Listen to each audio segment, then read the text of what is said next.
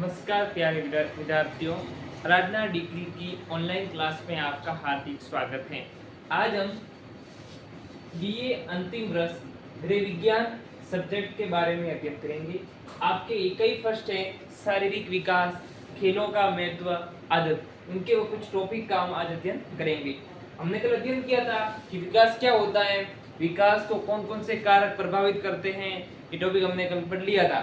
और विकास की कौन कौन सी अवस्था होती है, इसका भी अध्ययन हमने कल कर लिया था। टॉपिक था हमारा बालक का शारीरिक विकास, जो हमने कल इसका लास्ट अध्ययन किया था। बालक का शारीरिक विकास कैसे होता है, उनका कल अध्ययन किया था।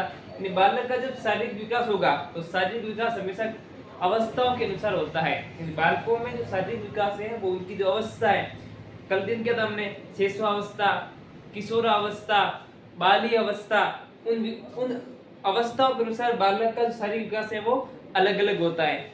हमने कल ये भी अध्ययन किया था कि बालक का जो शारीरिक विकास है वो शिशुअवस्था में अत्यधिक तेज गति से होता है, लेकिन बाल्य अवस्था में विकास की गति धीरे धीरे कम हो जाती है और उसके बाद किशोरावस्था में वापस विकास की दर है वो अत्यधिक बढ़ती रहती है।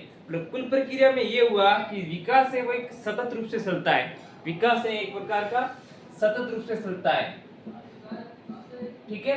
इसका मतलब ये हुआ कि बालक के शिशुअवस्था में बालक का विकास हुआ, उसके बाद बाल्य अवस्था में कम हुआ और किशोर अवस्था में ज्यादा हुआ, लेकिन विकास तो एक नियमित गति से चल रहा है, अर्थात विकास एक सतत प्रक्रिया होती है। अब इन बालक का शारीरिक विकास, बालक के शारीरिक विकास में होता है कि बालक के अंदर पाई जाने वाली पेशियां, मसल्स, विभिन्न अंगों का विकास किस तरीके से होते हैं, उसके मस्तिष्क का डेवलपमेंट यानी मस्तिष्क का परिवर्तन किस प्रकार होता है, वो सभी टॉपिक बालक के शारीरिक विकास के अंतर्गत आते हैं। अब टॉपिक था कि बालक का शारीरिक विकास है उसको प्रभावित करने वाले कारक कौन कौन से हैं, उसका हम अध्ययन करेंगे। तो बालक का जो शारीरिक विकास है उसको प्रभावित करने वाला सबसे महत्वपूर्ण कारक होता है वो है वंशानुक्रम। कौन सा है? वंशानुक्रम। अब वंशानुक्रम किससे कहते हैं? वंशानुक्रम किसे कहते हैं? देखो, विकास को प्रभावित करने वाला कारक भी वंशानुक्रम है और विकास को वृद्धि या अवृद्धि के लिए भी, विकास की वृद्धि हो रही है उनके लिए भी कारक भी वंशानुक्रम जरूरी है। वंशानुक्रम किसे कहते हैं? बालकों में पाए जाने वाले कुछ ऐसे गुण होते हैं जो गुण अपने पूर्वजों में होते हैं, अर्थात ये आनुवंशिक रूप से चलते हैं, वो कारक होते हैं वंशानुक्रम। आया समझ में? वंशानुक्रम क्या होता है कि बालकों में कुछ अच्छे भी गुण होते हैं, वो गुण अपने पूर्वजों में पाए जाते हैं और पूर्वजों जो गुण होते हैं वो गुण वापस बालकों में पाए जाते हैं, वह कारक कहलाते हैं वंशानुक्रम। वंशानुक्रम की प्रक्रिया आनुवंशिक रूप से होती है। कुछ बालक आपने देखा होगा कि कुछ बालक के माता पिता यदि बोने हैं तो उनके उत्पन्न संतति है, कुछ संतति है वो बोनी हो सकती है। 100% नहीं होता है लेकिन लागू होता है, वो होता है वंशानुक्रम, ठीक है। वंशानुक्रम क्या है कि कुछ बालकों में पाए जाने वाले कुछ ऐसे विशेष लक्षण जो अपने पूर्वजों में पाए जाते हैं उनको बोलते हैं वंशानुक्रम। एक मनोवैज्ञानिक आता है वुडवर्थ, क्या नाम है? वुडवर्थ। इसने बताया कि जो विकास है वो वंशानुक्रम और वातावरण दोनों का गुणनफल होता है, अर्थात ये भी विकास को एक प्रकार का प्रभावित करने वाला कारक होता है। किसी बच्चे की, लड़कों की आयु है, उसकी लंबाई है, उसमें पाए जाने वाले कुछ शारीरिक अंगों की बनावट है, वो बनावट, उनका बालों का रंग कैसा है, वो सभी लक्षण वंशानुक्रम होते हैं। अर्थात वो जो माता पिता है उनके जो पूर्वज है उनके अनुसार उनकी लंबाई होगी, उनके अनुसार उनके रंग होगा और उनके अनुसार उनकी शारीरिक बनावट होगी, तो वे सभी लक्षण किस में आएंगे? वंशानुक्रम में, ठीक है।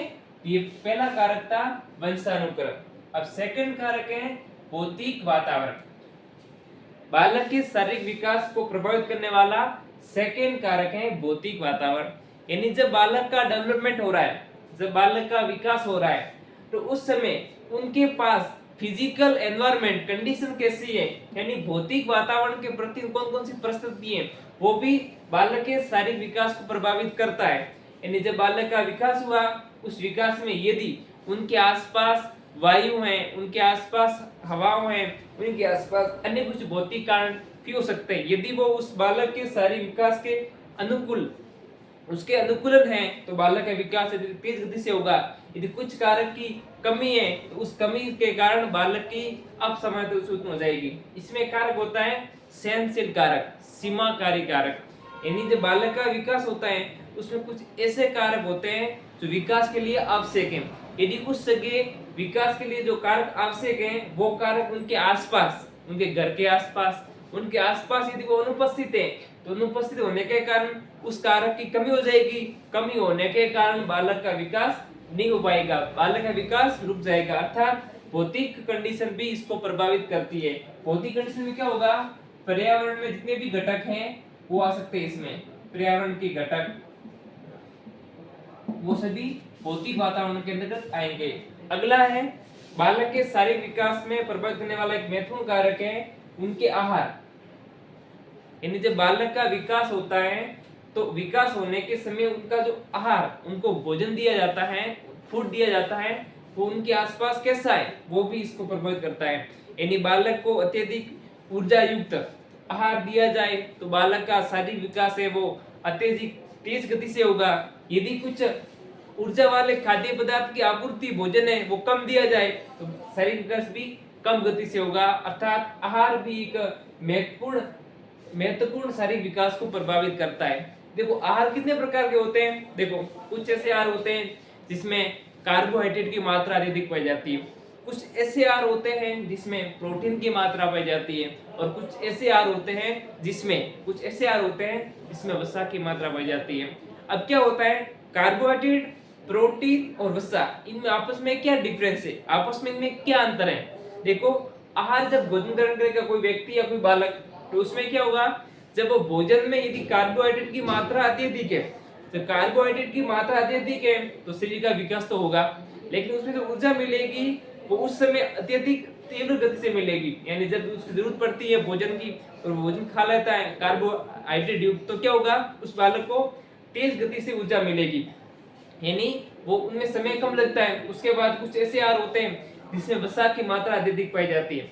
जिस भोजन में वसा की अत्यधिक मात्रा पाई जाती है उसको ग्रहण करने से ऊर्जा तो अत्यधिक मिलती है लेकिन वह धीमी गति से मिलती है। वसा का शरीर में क्या होता है, एकत्रीकरण होता है जो बाद में विकास को प्रभावित करता है। यदि बालक में फिर प्रोटीन, यदि बालक के प्रोटीन की मात्रा अत्यधिक दी जाए, उसके ऐसा आहार दिया जाए जिसमें प्रोटीन की मात्रा अत्यधिक है। जब प्रोटीन की मात्रा अत्यधिक है, आहार को अत्यधिक मात्रा में दिया जाता है जिसमें प्रोटीन ज्यादा है, तो बालक की हड्डियां हैं वो अत्यधिक विकसित होगी। बालक की हड्डियां अत्यधिक विकसित होगी तो शारीरिक विकास भी अत्यधिक तेज गति से होगा। ठीक है, ये भी एक महत्वपूर्ण कारक है। अगला कारक है रोग या बीमारियां। ये भी बालक के शारीरिक विकास को प्रभावित करता है। यानी जब बालक का जन्म होता है तो जन्म के समय यदि उनके माता में या शिशु में, गर्भस्थ शिशु में यदि कोई बीमारी है, असामर्थ्यता है, तो बालक का शारीरिक विकास नहीं होगा। यानी कुछ बीमारी यदि हाई लेवल की है, माता और गर्भस्थ शिशु में दोनों की मृत्यु हो सकती है। यदि शिशु में अत्यधिक ज्यादा बीमारी है तो शिशु की मृत्यु हो सकती है। उनका जो शारीरिक विकास है वो रुक जाएगा। शारीरिक विकास रुक जाएगा क्योंकि इसमें रोग या बीमारी से ग्रसित है। यदि जन्म के समय शिशु पूर्णतया स्वस्थ है, उसमें कोई प्रकार की उसमें असामान्यता नहीं है, तो उनका शारीरिक विकास तेज गति से होगा। शारीरिक विकास अत्यधिक तेज गति से होगा और पूरा शरीर एक सुविकसित प्रकार का होगा। अर्थात रोग और बीमारी ये कारक भी बालक के शारीरिक विकास को प्रभावित करते हैं। अगला कारक है बचपन दुर्घटनाएं। हम अपने आसपास के वातावरण में ऐसे कुछ घटना भी देखते हैं। जब बालक का जन्म हुआ और उस जन्म के समय यदि कुछ बचपन में ऐसी दुर्घटना आ गई, दुर्घटना के कारण उनका शारीरिक विकास रुक जाता है। हमने कई बार देखा हुआ है किसी आसपास के वातावरण में यदि छोटा सा बच्चा होता है और उस छोटा बच्चे को दुर्घटना हो जाती है, किसी पैर का फ्रैक्चर हो जाता है, पूरा भाग विलुप्त हो जाता है, जिसके कारण क्या हुआ, जिस भाग विलुप्त हुआ उस भाग का विकास रुक जाता है, उसको बोलते हैं बालक का शारीरिक विकास। ये भी होता है जब बालक शिशुअवस्था है, बालक अत्यधिक छोटा होता है, शिशु क्रम में होता है, उस समय यदि वो किसी हाइट से गिर जाता है और उसके सिर में चोट लग जाती है तो उसके क्या होगा कि मस्तिष्क का विकास है वो नहीं होगा। देखा होगा आपने, ब्रेन का डेवलपमेंट नहीं होगा। ठीक है, ब्रेन का डेवलपमेंट नहीं होगा। क्यों होता है कि जब ऊंचे से गिरता है तो ब्रेन में क्यों हाइपोथैलेमस होता है, हाइपोथैलेमस कारक। हाइपोथैलेमस क्या है? हाइपोथैलेमस उसके शरीर के अंदर पर जितनी भी अंतःस्रावी ग्रंथियां पाई जाती है, उस अंतःस्रावी ग्रंथियों का एक नियंत्रण केंद्रक होता है। कौन सी ग्रंथि द्वारा कौन से हार्मोन को स्रावित करना है, उस हार्मोन की कहाँ कमी है, उस हार्मोन की कहाँ अधिकता है, उनका यस और नो में जवाब देने के लिए हाइपोथैलेमस पाया जाता है।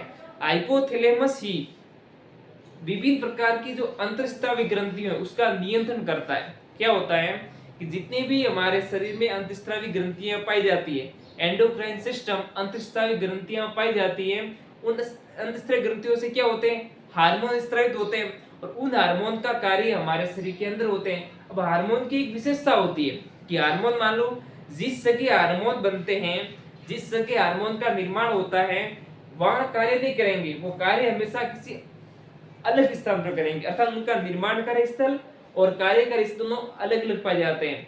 जिन जिन हार्मोनों का स्त्रावण हुआ है, उस हार्मोन की किस हार्मोन की कमी है, किस हार्मोन की अधिकता है, अतः उन हार्मोनों का नियंत्रण है अंतः ग्रंथियों, वो है पीयूष ग्रंथि नियंत्रित करती है। कौन नियंत्रित करती है? पीयूष ग्रंथि। इसलिए वैज्ञानिकों का ऐसा मानना था कि पीयूष ग्रंथि को मास्टर ग्रंथि माना जाता है, पीयूष ग्रंथि को मास्टर ग्रंथि माना जाता है। लेकिन बाद में अलग अलग वैज्ञानिकों ने अलग अलग खोज की, वैज्ञानिकों ने अलग अलग खोज करने के बाद ये निष्कर्ष निकाला कि पीयूष ग्रंथि पर भी एक कारक का नियंत्रण होता है। अर्थात पीयूष ग्रंथि सभी ग्रंथियों का नियंत्रण तो करती है, लेकिन पीयूष ग्रंथि पर भी एक ऐसा कारक है, उस वो कारक पीयूष ग्रंथि को नियंत्रित करता है। इसका बाद में नाम दिया कि पीयूष ग्रंथि पर नियंत्रित करने वाला कारक होता है हाइपोथैलेमस। अर्थात हाइपोथैलेमस सभी ग्रंथियों पर नियंत्रण करता है। अर्थात हाइपोथैलेमस को मास्टर ऑफ मास्टर ग्रंथि कहते हैं, मास्टर ऑफ मास्टर ग्रंथि कहते हैं। अब ये हाइपोथैलेमस भाग होता है, ये मस्तिष्क मस्तिष्क द्वारा विकसित होता है। अब इनके जब किसी बालक का शारीरिक विकास होता है, उसके बस में कुछ ऐसी दुर्घटना हो गई कि वो गिर गया, ब्रेन में कोई डैमेज हो गया, तो डैमेज होने के कारण जो हाइपोथैलेमस जितनी भी अभी घटना का हमने अभी चर्चा की, वो सभी घटनाएं चर्चा की थी अभी, वो सभी विशेषताएं रुक जाती हैं, अर्थात बालक का शारीरिक विकास क्या हुआ? प्रभावित हुआ। अगला कारक है विटामिन। बालक के शारीरिक विकास को प्रभावित करने में विटामिन की भी अत्यधिक भूमिका होती है। अब विटामिन क्या करता है कि हमारे शरीर में अलग अलग विटामिन है, vitamin A, vitamin B, vitamin C, vitamin D, E और के। अर्थात इन विटामिनों से हमारे शरीर में यदि कमी हो गई तो क्या हुई? अपसाम्यता हुई, बीमारी हुई, अर्थात क्या हुआ? शारीरिक विकास रुक जाएगा। जब विटामिन ए होगा, ए की कमी हो गई तो अलग अलग बीमारी होती है, विटामिन बी की कमी हुई तो भी अलग बीमारी होती है, सी की कमी हुई तो अलग अलग बीमारी होती है, विटामिन के की कमी हुई तो भी बीमारी होती है, विटामिन ई की कमी हुई तब भी बीमारी होती है। अर्थात हमारे शरीर में जब बालक का विकास हो रहा है तो उस बालक के विकास के समय उनके आसपास भोजन है, भोजन में विटामिन की जो मात्रा है वो भरपूर होनी चाहिए, एक प्रकार का संतुलित भोजन होना चाहिए, ताकि बालक का शारीरिक विकास अत्यधिक तेज गति से हो जाता है। यदि कुछ भोजन में विटामिन की कमी पाई जाती है तो उनका शारीरिक विकास रुक जाता है। जैसे हमने किसी बालक का शारीरिक विकास हो रहा है, उस शारीरिक विकास के समय यदि बालक में प्रोटीन की मात्रा कम दी जाए, जब प्रोटीन की मात्रा कम दी गई, अर्थात बालक के शरीर में प्रोटीन की कमी हुई, बालक के शरीर में प्रोटीन की कमी हुई, शारीरिक विकास तो हो रहा है लेकिन प्रोटीन की मात्रा में कमी है, उस समय क्या हुआ? बच्चे का पेट फूल जाएगा, अर्थात उसमें अलग अलग बीमारी होगी। उसका एक बीमारी का नाम मैं लिख रहा हूँ, उसको बोलते हैं क्वानसिकोर, क्वानसिकोर रोग, और एक होता है मेरेमस। यानी जब किसी बालक का शारीरिक विकास हो रहा है, उनको भोजन दिया जा रहा है और उस भोजन में यदि प्रोटीन की मात्रा अत्यधिक कम है, प्रोटीन की मात्रा अत्यधिक कम होने के कारण उनके व्यक्ति का बालक का पेट फूल जाता है, जिसके कारण बालक क्वानसिकोर रोग से ग्रसित हो जाता है। और कुछ ऐसा होता है जब प्रोटीन की मात्रा अधिक कम हुई तो बालक दुबला पतला दिखाई देता है, उसकी हड्डियां जैसे बाहर निकली हुई ऐसी दिखाई देती है, उसको बोलते हैं मेरेमस। अर्थात विटामिन जैसे विटामिन ए है, रतौंधी, बेरी बेरी, उनकी जन क्षमता में बध्यता, उनके रक्त का थक्का नहीं बनता है, ये सभी बीमारी भी विटामिन की कमी के कारण होती है। ठीक है, अगला है गर्भ शिशु के विकास के इफेक्ट। जब गर्भ शिशु का विकास हो रहा है उसके भी इफेक्ट पड़ते हैं, उसके भी कुछ कारक होते हैं जो प्रभावित करते हैं। जब गर्भ शिशु का विकास होता है तो उस विकास के समय उनके आसपास अभी उन्होंने शिक्षा की थी बौद्धिक वातावरण अच्छा होना चाहिए, उनके वंशानुक्रम लक्षण भी अच्छे होना चाहिए, उसमें किसी भी प्रकार की कोई असामान्यता नहीं पाई जाती है, अर्थात ये भी विकास को प्रभावित करते हैं। जैसे बचपन में जब गर्भ से जन्म होता है तो उस लड़कों के टीके लगाए जाते हैं, वो भी विकास को इफेक्ट के कुछ कारक होते हैं। अगला है स्वेगात्मक अनुभव। क्या है? स्वेगात्मक अनुभव। ये क्या हुआ? जब बालक का विकास हो गया, जब बालक का शैशवावस्था विकास पूर्ण हुआ तो अगली अवस्था बाल्यावस्था में प्रवेश करेगा, किशोरावस्था में प्रवेश करेगा, तो उसके अंदर कुछ संवेगात्मक अनुभव हैं जो आंतरिक रूप से उत्पन्न होते हैं, वो भी विकास को प्रभावित करते हैं। अगला है धूम्रपान। ये मुख्य रूप से समस्या होती है, ये होती है किशोरों में। किशोरों की आदत होती है, कुछ किशोर होते हैं वो मतलब बुरी आदत पड़ जाती है उनकी, धूम्रपान नशे की प्रवृत्ति हो जाते हैं, अर्थात नशे की प्रवृत्ति से भी उनका शारीरिक विकास रुक जाता है। इसलिए धूम्रपान भी शारीरिक विकास को प्रभावित करने वाला कारक है। ठीक है, इस प्रकार आपका सवाल आ सकता है कि बालक के शारीरिक विकास को प्रभावित करने वाले विभिन्न कारकों का वर्णन करें। लॉन्ग सवाल ऐसे आ सकता है, बड़ा सवाल, तो आपको इस सभी कारक का पहले स्पष्ट इनको हेडिंग के अनुसार लिखना, फिर हर टॉपिक का विशिष्ट व्याख्या देनी है। ठीक है, इंपॉर्टेंट टॉपिक है कि बालक का शारीरिक विकास को प्रभावित करने वाले विभिन्न कारकों का वर्णन करें। ये टॉपिक था बालक का शारीरिक विकास को प्रभावित करने वाले कारक। शारीरिक विकास क्या होता है, विकास क्या होता है, विकास कौन कौन सी अवस्था में ज्यादा होता है, इनका दिन हमने कल कर लिया था। ठीक है, अगला टॉपिक आता है विभिन्न प्रकार के भाषा विकार। विभिन्न प्रकार के भाषा विकार, ये टॉपिक भी इंपॉर्टेंट टॉपिक है। ठीक है, अगला टॉपिक पढ़ेंगे विभिन्न प्रकार के भाषा विकार। देखो, साइकोलॉजी मनोविज्ञान के अनुसार भाषा भी क्या है? एक विकास की प्रक्रिया है, भाषात्मक विकास। ठीक है, भाषात्मक विकास अलग अलग वैज्ञानिकों ने बताया कि जब बालक का भाषात्मक विकास होता है तो सर्वप्रथम बालक का जन्म हुआ। जन्म होने के बाद जब शिशु 10 माह का होता है, जब शिशु 10 महीने का होता है, तो उस समय इसमें भाषा विकास का गुण पाया जाता है। इसमें अलग अलग मनोवैज्ञानिक ने इसके अलग अलग सिद्धांत दिए। सबसे पहले बालक क्या करता है, सबसे पहले बालक कौन से शब्द का प्रयोग करता है? तो शुरुआत में क्या हुआ कि भाषा विकास की जो प्रक्रिया है वो मुख्य रूप से 10वें महीने में शुरू होती है।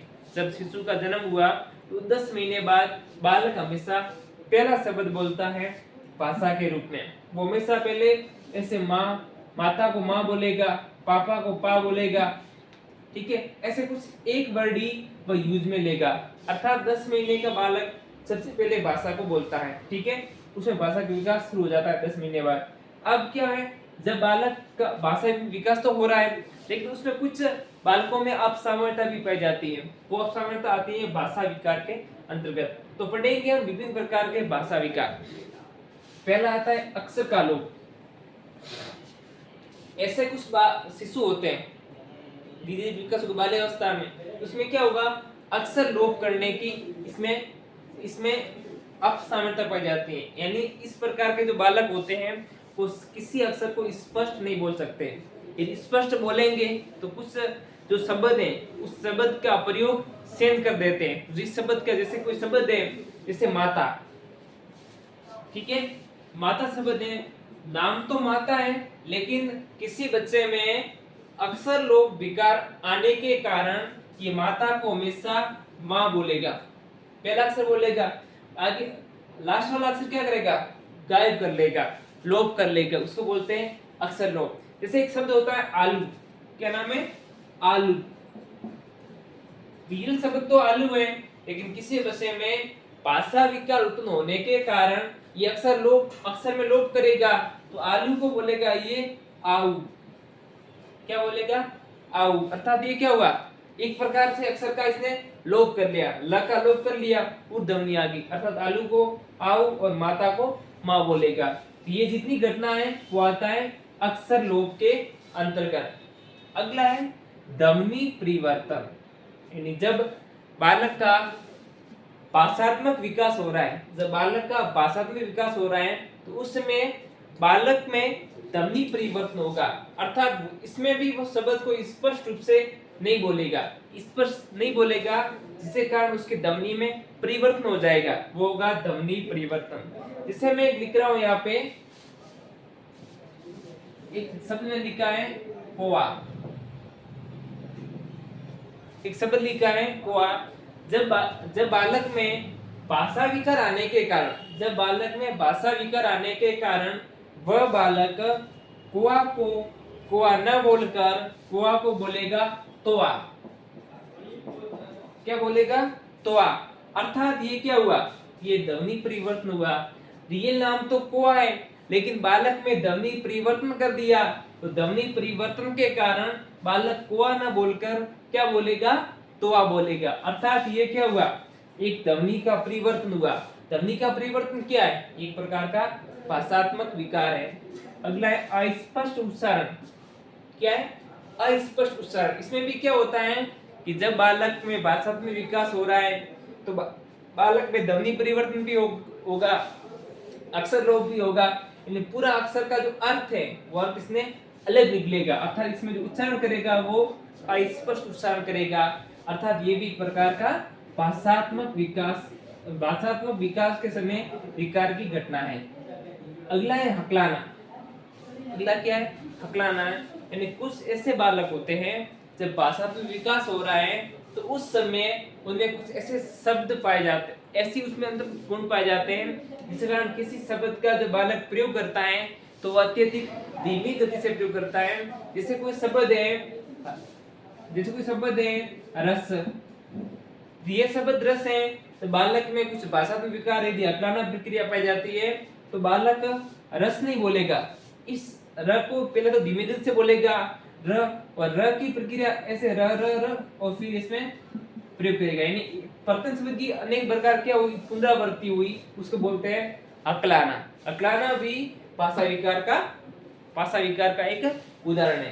तो ये टॉपिक था विभिन्न प्रकार के बालकों में पाए जाने वाले भाषा विकार के बारे में। अगला टॉपिक पढ़ेंगे, मैथ में पढ़ेंगे हम खेल के बारे में। क्या पढ़ेंगे? खेल के बारे में।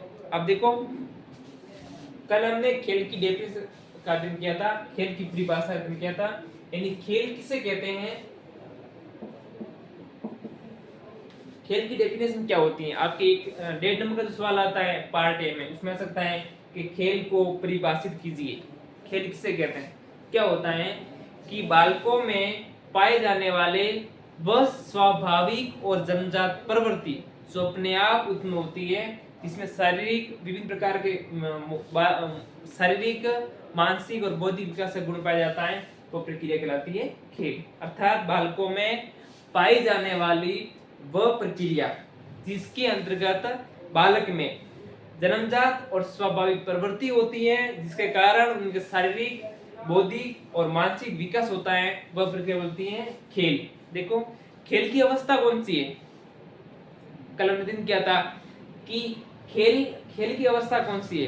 कौन सी अवस्था में बालक अत्यधिक खेल खेलता है? खेल की अवस्था कौन सी होती है?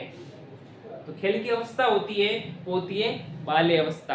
और खिलौनों की अवस्था कौन सी होती है? खिलौनों की अवस्था होती है शैशवावस्था। खेल की अवस्था होती है बाल्य अवस्था, तथा तनाव और तूफान की अवस्था होती है, वो होती है किशोरावस्था। इसका हमने कल अध्ययन किया था। तो हम खेल के बारे में। खेल किसे कहते हैं? यानी बालक में पाई जाने वाली ऐसी प्रक्रिया जो स्वाभाविक या जन्मजात के रूप में होती है, जिससे कारण उनके शारीरिक विकास, बौद्धिक विकास और मानसिक विकास होता है। अब क्या हुआ है कि खेल में क्या क्या होता है? खेल क्या है? खेल एक इच्छानुसार प्रक्रिया होती है। खेल खेलने से आनंद की अनुभूति होती है। ये सभी क्या है? खेल की विशेषता है। एक इंपॉर्टेंट सवाल है, आप कह सकते हैं कि विभिन्न प्रकार के खेलों का वर्णन करें, अर्थात खेल के प्रकार को समझाइए। खेल कितने प्रकार के होते हैं मनोवैज्ञानिक दृष्टि से? तो एक होता है व्यक्तिगत खेल, एक होता है सामूहिक खेल, एक होता है लिंग के भेदानुसार खेल, और एक होता है वातावरण के अनुसार खेल। ठीक है, पहला खेल होता है व्यक्तिगत खेल। अब व्यक्तिगत खेल किसे कहते हैं? देखो, व्यक्तिगत खेल का मतलब होता है बाल्यावस्था में ऐसे खेल भी पाए जाते हैं, किशोरावस्था में खेल पाए जाते हैं, अर्थात जो खेल अपनी आयु के अनुसार खेले जाते हैं, कोई 1.5 साल का, कोई 2 साल का, कोई 5 साल का, अर्थात वे खेल जो आयु के अनुसार खेले जाते हैं वे खेल आते हैं व्यक्तिगत खेल के अंतर्गत। अर्थात वे खेल जो उनकी आयु कैसी है, अवस्था के अनुसार खेले जाते हैं, वो सभी खेल किसमें आते हैं, व्यक्तिगत खेल के अंतर्गत आते हैं। अगला है सामूहिक खेल। कौन सा टॉपिक है, सामूहिक खेल। अब सामूहिक खेल क्या क्या होता है, खेल का वह प्रकार, खेल का वह प्रकार जिसमें विभिन्न प्रकार के समूह, विभिन्न प्रकार के आयु के अनुसार समूह आपस में खेलते हैं, अर्थात इसमें अनेक गुट पाए जाते हैं। बालक सिंगल नहीं खेलता है, व्यक्तिगत खेल में हमेशा बालक सिंगल रूप से खेलेगा, लेकिन सामूहिक में विभिन्न प्रकार के बालक आपस में समूह बनाकर खेलते हैं, वो सभी सामूहिक खेल के अंतर्गत आते हैं। अगला टॉपिक है लिंग के भेदानुसार, यानी कुछ ऐसे खेल भी पाए जाते हैं जो लिंग के अनुसार खेलते हैं। बालक अलग खेल खेलेंगे, बालिकाएं अलग खेल खेलेंगे, अर्थात इसमें क्या हुआ, लिंग का क्या हुआ, परिवर्तन हुआ लिंग की भेदानुसार। अर्थात ऐसे कुछ खेल होते हैं जो बालिका बालिका आपस में अलग समूह बनाकर खेलती है, बालक बालक आपस में अलग बनाकर समूह खेलते हैं, वो सभी खेल किसमें आएंगे, लिंग भेदानुसार। और अगला होता है वातावरणीय खेल। और कुछ ऐसे खेल होते हैं जो मौसम की घटनाओं के अनुसार खेले जाते हैं, यानी अलग अलग ऋतुओं में अलग अलग खेल खेले जाते हैं, तो वो सभी खेल वातावरणीय खेल के अंतर्गत आएंगे। अर्थात ये टॉपिक था खेलों के प्रकार। ठीक है, इंपोर्टेंट टॉपिक है। खेल कितने प्रकार के होते हैं, तो खेल मुख्य रूप से 4 प्रकार के होते हैं। पहला आता है व्यक्तिगत खेल, दूसरा आता है सामूहिक खेल, तीसरा आता है लिंग के भेदानुसार खेल, और चौथा आता है वातावरणीय खेल। अगला आता है इसमें टॉपिक है व्यक्तिगत खेल। व्यक्तिगत किसे किसे कहते हैं, ऐसा खेल जो व्यक्ति की आयु के अनुसार खेले जाते हैं, अर्थात जिसमें व्यक्ति की आयु का मुख्य ध्यान रखा जाता है, और इस खेल में एक सिंगल व्यक्ति ही होता है, अर्थात इस खेल में केवल एकल व्यक्ति ही पाया जाता है, सिंगल व्यक्ति ही खेलता है। अगला है सामूहिक खेल। सामूहिक खेल क्या होता है, सामूहिक खेल वह प्रक्रिया जिसमें बालक अलग अलग आयु के बालक एक समूह बनाकर खेलते हैं, उसको बोलते हैं सामूहिक खेल। और अगला होता है लिंग की भेदानुसार, यानी कुछ ऐसे खेल होते हैं वातावरण में जो अलग अलग लिंगीय कारक उसमें प्रभावित करते हैं, बालक अलग समूह बनाकर खेलते हैं, बालिका अलग समूह बनाकर खेलते हैं। और कुछ ऐसे भी खेल होते हैं जो वातावरण के अनुसार पाए जाते हैं, उसके आसपास वातावरण है, उस वातावरण में अलग अलग ऋतुओं में अलग अलग प्रकार के खेल खेलेंगे, वो आते हैं वातावरणीय खेल। ठीक है, ये टॉपिक था खेल के प्रकार। अगला टॉपिक में आता है खेलों का महत्व। ठीक है, खेलों का महत्व यानी हमारे दैनिक जीवन में खेलों का क्या महत्व होता है। ठीक है, वो टॉपिक है खेलों का महत्व। देखो, पहला होता है खेल खेलने से विकास की गति है वो अत्यधिक तीव्र होती है, इस समय विकास की प्रक्रिया भी तेज गति से होती है। देखो, खेल का पहला महत्व होता है इसमें विकास की प्रक्रिया तेज गति से होता है, अर्थात विकास की प्रक्रिया भी खेल के लिए अत्यधिक जरूरी है। खेल के लिए विकास के लिए भी खेल की प्रक्रिया अत्यधिक जरूरी है। अगला होता है खेल में कि खेल खेलने के द्वारा इसमें बच्चों का शारीरिक विकास होता है, अर्थात इसमें जो मसल्स हैं, जो पेशियां हैं, इनकी मजबूतता होती है।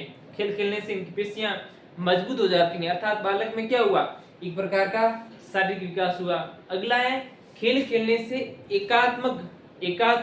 एकाग्र का गुण पाया जाता है। किसी व्यक्ति में नियमित रूप से वो खेल खेल रहा है तो उसमें एकाग्र की प्रवृत्ति पाई जाती है। अगला है जब बालक खेल खेलता है उसमें बौद्धिक विकास भी पाया होता है, अर्थात बालक में शारीरिक विकास भी होता है, बौद्धिक विकास भी होता है, बालक में शारीरिक विकास भी होता है, बौद्धिक विकास भी होता है और मानसिक विकास भी होता है। अर्थात कुछ ऐसे मनोविज्ञान का मानना है कि खेल के द्वारा मस्तिष्क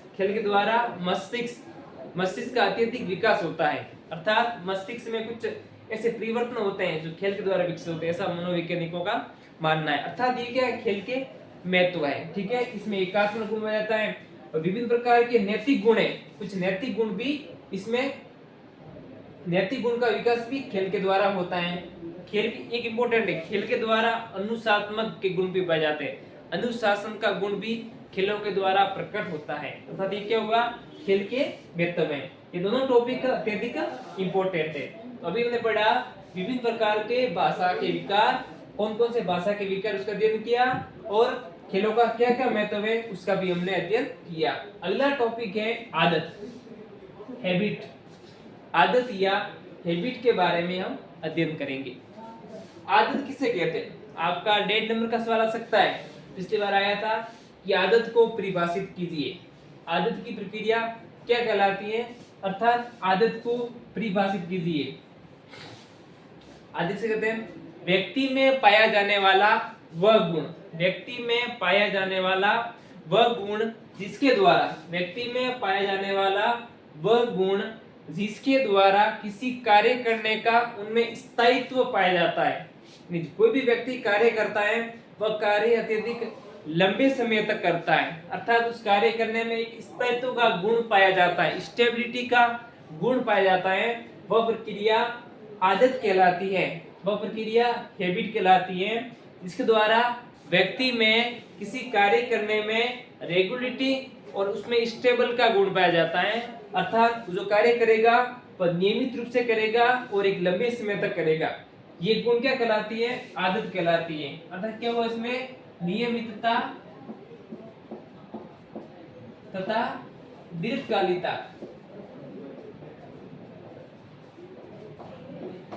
दीर्घकालिकता का गुण पाया जाता है, वह प्रक्रिया आदत कहलाती है। ठीक है, इसमें क्या होगा, कोई कार्य होगा वह नियमित रूप से होगा और लंबे समय तक होगा। कार्य अच्छा भी हो सकता है और कार्य बुरा भी हो सकता है, लेकिन दोनों गुण किसमें आते हैं, आदत के अंतर्गत आते हैं।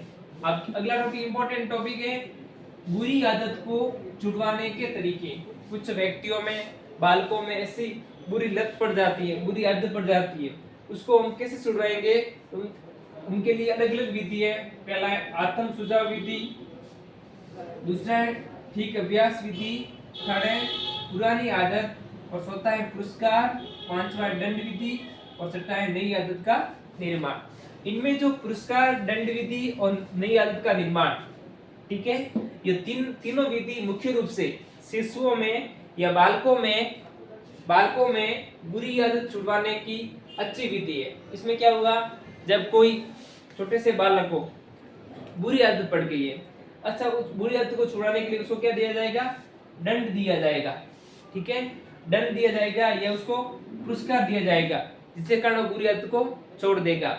नई आदत का निर्माण, कुछ बालकों में जब जिस कार्य को करता है वो यदि उसमें बुरी आदत है, बुरी आदत पड़ जाती है, तो उस कार्य के लिए हम क्या करेंगे, उसके जगह नई आदत, उसमें नई आदत विकसित करेंगे, अर्थात नई आदत के द्वारा भी उसमें बुरी आदत छूट जाएगी। अगली विधि है आत्म सुझाव विधि, ठीक अभ्यास विधि और पुरानी आदत। ये तीनों गुण बाल्यावस्था और किशोरावस्था में पाए जाते हैं। आत्म सुझाव विधि में क्या होता है, इसमें किशोरों को आत्म सुझाव दिया जाता है, किसी आदत है उसमें कुछ ऐसा कुछ कारक है, जैसे किसी किशोरों में धूम्रपान या कुछ धूम्रपान या नशे की प्रवृत्ति होती है, अर्थात नशे की प्रवृत्ति को छुड़ाने के लिए उसमें हम उसके हानिकारक गुण बताएंगे। यानी कोई व्यक्ति गुटखा खा रहा है, कुछ बुरी लत पड़ जाती है, तो हम कहेंगे गुटखा खाने से कैंसर होता है, अर्थात हमें क्या हुआ, हमने एक सुझाव दिया उसको, उस सुझाव के आधार पर व्यक्ति को बुरी आदत व्यक्ति छोड़ देता है। अगला है ठीक अभ्यास विधि।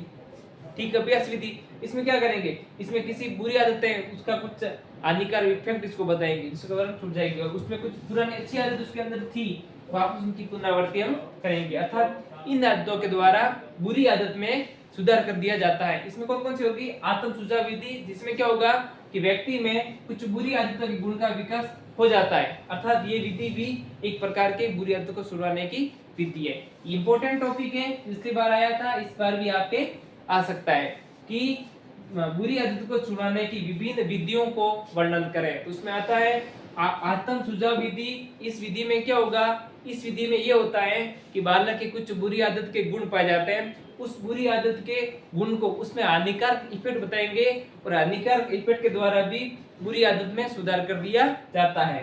ठीक अभ्यास विधि आती है, पुरानी आदत विधि आती है, दंड विधि आती है, पुरस्कार विधि आती है और नई आदत का निर्माण होता है। ये सभी विधि पुरानी आदत को छुड़ाने के तरीके हैं। अगला हम टॉपिक पढ़ेंगे बुद्धि के बारे में। बुद्धि के बारे में टॉपिक भी इंपॉर्टेंट है।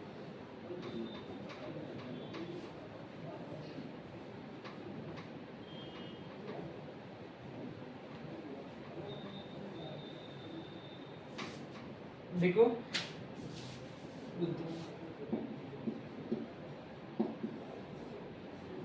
बुद्धि या इंटेलिजेंस, बुद्धि किसे कहते हैं या इंटेलिजेंस किसे कहते हैं, उसकी डेफिनेशन क्या होती है। ऐसा भी आ सकता है कि बुद्धि को परिभाषित करें तो बुद्धि क्या होती है, किसी भी व्यक्ति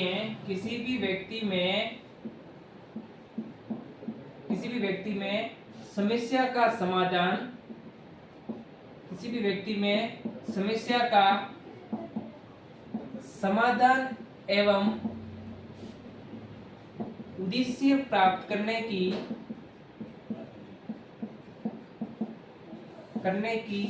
क्रिया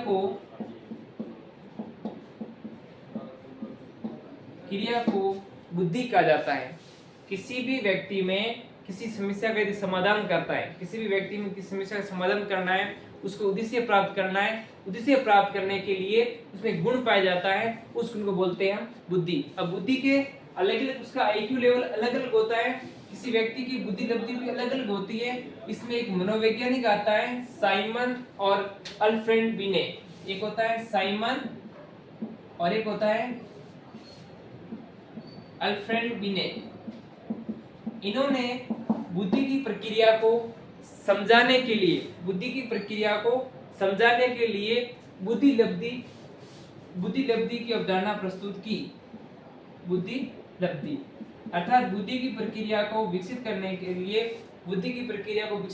लिए अलग अलग बालकों में बुद्धि भी अलग अलग पाई जाती है। अर्थात उनको विकसित करने के लिए साइमन और अल्फ्रेड बिने ने बुद्धि के लिए बुद्धि लब्धि सूत्र का प्रतिपादन किया। इसका सूत्र होता है बुद्धि लब्धि का कि मानसिक आयु वास्तविक आयु इंटू 100, ये होता है बुद्धि लब्धि। क्या होता है बुद्धि लब्धि? मानसिक आयु वास्तविक आयु इंटू 100। आप इसको ट्रिक के रूप में भी याद कर सकते हैं। सोमवार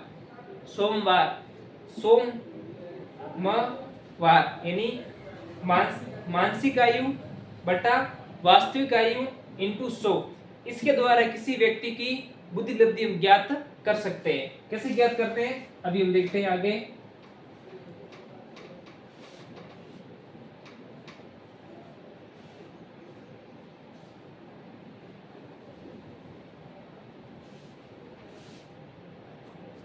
सूत्र क्या होता है, बुद्धि लब्धि बराबर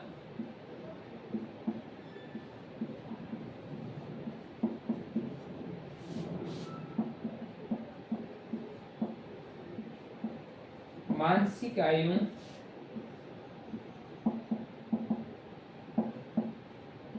वास्तविक आयु इंटू 100।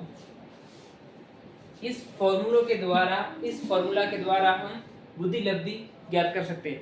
आपके 1 नंबर का सवाल 1.5 नंबर का सवाल ऐसे भी आ सकता है कि बुद्धि लब्धि ज्ञात करने का सूत्र लिखिए। तो आप लिखना मानसिक आयु वास्तविक आयु इंटू 100। इसके द्वारा जो मान मिलेगा वो मान क्या आएगा, बुद्धि लब्धि। ठीक है, इसके द्वारा मान निकलेगा वो क्या आएगा, बुद्धि लब्धि। अब बुद्धि लब्धि क्या होती है, जब इसका मान निकालेंगे हम, ठीक है, इसका मान मानो कि 90 आया, ठीक है, अभी निकालेंगे। इसका मान यदि मानो कि मानसिक आयु वास्तविक आयु इंटू 100, इस फॉर्मूला के द्वारा यदि बुद्धि लब्धि ज्ञात की हमने, इस फॉर्मूला के द्वारा हमने यदि बुद्धि लब्धि ज्ञात की, उसका मान यदि 90 आया तो वो हमेशा आएगा औसत। क्या आएगा, औसत मान। यानी इस प्रकार जिन बालकों में बुद्धि लब्धि का मान 90 है वो बालक औसत है।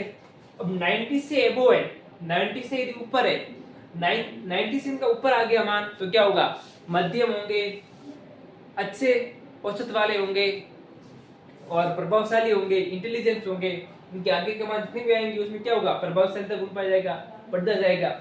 यदि बुद्धि लब्धि का मान, किसी भी बालक में बुद्धि लब्धि का मान 90 से डाउन आ गया, 90 से कम आ गया, अर्थात इस बालक होंगे वो क्या होंगे, पिछड़े बालक होंगे, विशेष पिछड़े बालक होंगे, अति पिछड़े बालक होंगे, और मूर्ख बालक होंगे, और जड़ बालक होंगे। अर्थात इन सूत्र के द्वारा हम किसी बालक की उपलब्धि ज्ञात कर सकते हैं, और उस बालक का कौन सा गुण होता है वो भी इसके द्वारा हम ज्ञात कर सकते हैं। ज्ञात कैसे करते हैं अभी मैं आपको बताता हूं। इसमें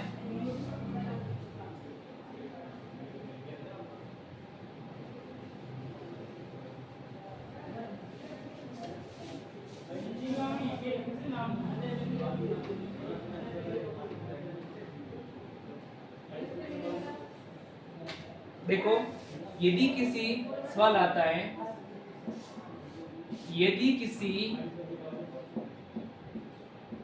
बालक की मानसिक आयु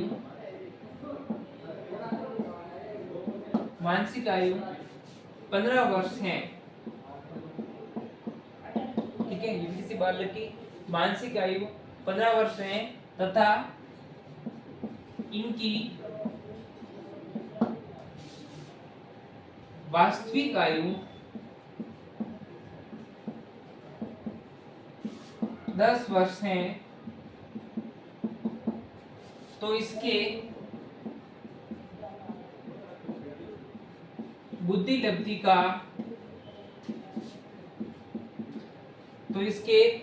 लब्धि का मान ज्ञात कीजिए।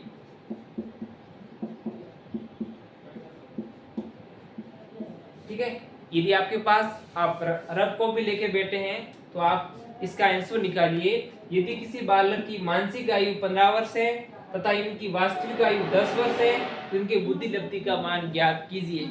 ठीक है, निकालिए आप आंसर। देखो कितना है आपके, ठीक है, आप बोर्ड पे ध्यान दो आप। यदि किसी बालक की जो मानसिक आयु है वो 15 वर्ष है, अर्थात कुछ ऐसे सवाल का वो अध्ययन कर सकता है जो 15 वर्ष का बालक करता है, अर्थात 15 वर्ष है लेकिन उनकी रियल आयु कितनी है, 10 वर्ष है, अर्थात उसकी बुद्धि लब्धि मान क्या होगा, ऐसा बालक क्या होगा। देखो फॉर्मूला क्या है हमारे पास, मानसिक आयु बटा वास्तविक आयु इंटू 100। इनकी मानसिक आयु कितनी है, मानसिक आयु 15, तो हमने लिखा 15, ठीक है, बटा इनकी वास्तविक आयु कितनी है, वास्तविक आयु 10 है, तो इंटू 10 इंटू 100 बराबर ये कटा 0 कटा। यदि ध्यान रखना, यदि किसी फॉर्मूले में यदि गुणा का निशान है, यदि किसी फॉर्मूले में यदि गुणा का निशान है, ऊपर और नीचे दोनों संख्या समान है तो वो हमेशा कटेगी, निशान हमेशा गुणा का ही होना चाहिए। यदि इसकी जगह किसी भाग प्लस माइनस आ जाए तो नहीं कटेगी। यदि किसी ऊपर की ओर ऊपर संख्या किसी गुणे का निशान है तो नीचे और ऊपर संख्या समान है तो हमेशा कटेगी। इस 0 से ये 0 कटा, आंसर कितना है हमारे पास 150, अर्थात बुद्धि लब्धि का मान 150 आया, 90 से ज्यादा आया, अर्थात इस प्रकार का बालक हमेशा इंटेलिजेंट होगा, यानी होशियार होगा, अर्थात ये बालक प्रतिभाशाली होगा। इसी द्वारा हम अलग अलग आयु, वास्तविक आयु, अलग अलग मानसिक आयु को बुद्धि लब्धि की फॉर्मूले द्वारा बुद्धि लब्धि ज्ञात हम कर सकते हैं। ये टॉपिक था बुद्धि लब्धि के बारे में। एक और मैं इसके बारे में आपको सवाल दे रहा हूं, ठीक है सवाल आप, यदि किसी व्यक्ति की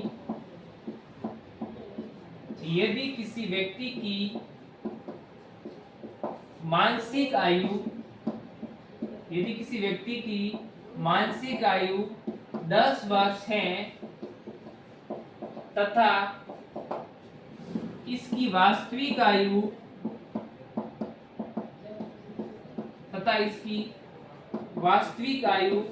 30 वर्ष है तो इसकी बुद्धि लब्धि ज्ञात कीजिए।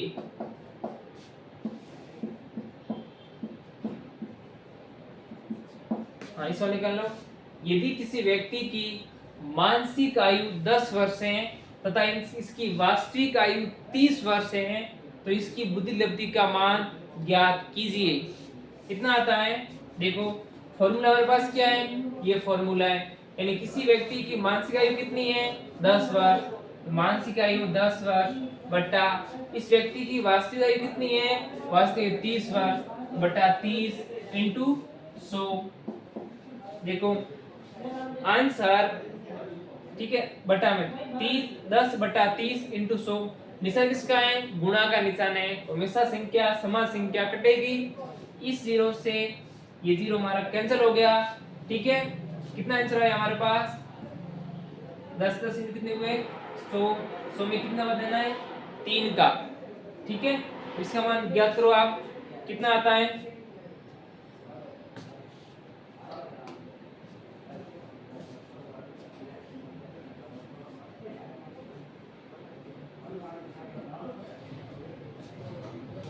थ्री आया, अर्थात मान कितना आया 33 आया, 90 से कम हुआ, अर्थात इस प्रकार का जो बालक होगा वो बालक मूर्ख होगा। बुद्धि लब्धि का मान है, यानी जिसका मान 30 के आसपास आता है वो बालक मूर्ख होगा, अर्थात वह नादान प्रवृत्ति होती है, अर्थात जड़ से थोड़ा ज्यादा लेकिन पिछड़े से नीचे और जड़ से ज्यादा अर्थात मध्यम आया, कैसा हुआ, वो मूर्ख बालक हुआ। इस प्रकार हम इस फॉर्मूले द्वारा अलग अलग आयु के आधार पर अलग अलग आयु, जैसे मानसिक आयु और वास्तविक के आधार पर हम बालक की बुद्धि लब्धि ज्ञात कर सकते हैं। ठीक है, अगला हेडिंग लगाना आप, बुद्धि लब्धि को प्रभावित करने वाले कारक।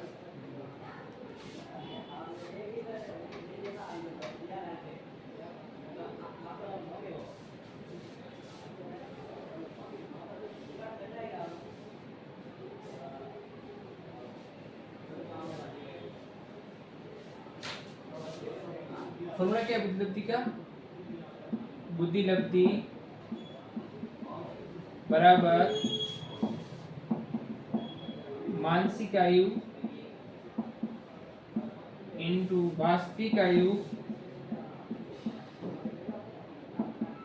इंटू 100, अर्थात बुद्धि लब्धि को मानसिक आयु और वास्तविक आयु भी प्रभावित करती है। किसी बालक का जब जन्म हुआ, जन्म का क्रम कौन सा है, वो भी बुद्धि लब्धि को प्रभावित करता है। उस बालक का शारीरिक विकास या मानसिक विकास पहले कैसे हुआ था, वो भी बुद्धि लब्धि को प्रभावित करता है। कुछ भौतिक कार्य भी बुद्धि लब्धि को प्रभावित करता है। तो आज हमने पढ़ा इकाई फर्स्ट में कितने कितने महत्वपूर्ण प्रश्न बनते हैं, उन सभी का हमने अध्ययन किया। कल हम और नए इंपॉर्टेंट टॉपिक के साथ मिलते हैं। Thank you.